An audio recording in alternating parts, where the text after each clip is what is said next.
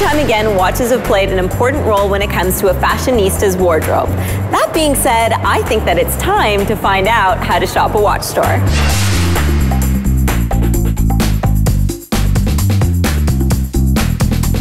Hat stores, accessory stores, vintage stores, no problem, I know how to shop that.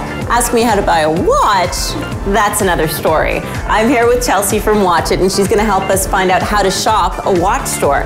I have to say, there are watches everywhere. This is a bit overwhelming. So exactly how do you navigate around a store like this? It's good to take a quick browse when you come in, get a feel for the store, see what's offered, and pick out the styles that best catch your eye. And then you can ask the sales associate to pull them out for you and try them on. Depending on the size of your wrist, how do you know what size watch fits you perfectly? If you put a smaller watch on your wrist, on a smaller wrist, it's gonna make your wrist look even smaller. So you wanna stick with something bold, and really, right now, you can't go too big, really. So it's best to stay big and bold with lots of glitz and color. So watches have had a resurgence, and they sort of went away and now they're back. Why is this trend so popular right now? Before, everyone just used their cell phone for the time. Now it's part of your whole wardrobe, so you'll have a different watch for every color, for any season. Stars are all sponsoring the watch brands now. Stars like Jennifer Aniston, Charlize Theron, they're all the big Rolexes or Raymond Weil. You can just see in fashion magazines too. Everyone has a big watch on their wrist. It is definitely the final accessory piece for your wardrobe. So which styles are the most popular, would you say? It's the big, bold, they call it a boyfriend style watch. Lots of crystals. Rose gold's really popular. They've come out with a nice brown color, which still continues strong into the spring.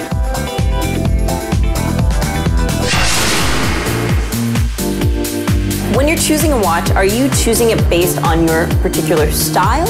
Or how is it, how do you make sure that you get the best watch for you? You really should go with your style. I always say go with the watch that first catches your eye when you walk into the store. You can stay with the trends and then just gear it with your own personal style. And that's what's great about watches, because you can find something for everyone. So when you're actually buying a watch, what are you looking for?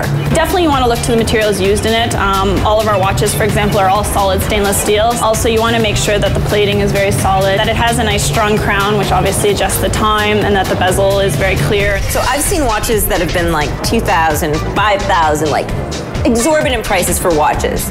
Is it worth it in the end? With those types of watches, the features on them, the materials made, for example, if it's a Swiss movement, they're always a lot more expensive. If it has an automatic movement, which means it's run off wrist motion, that is a more expensive movement. So yes, that is definitely worth it in the price.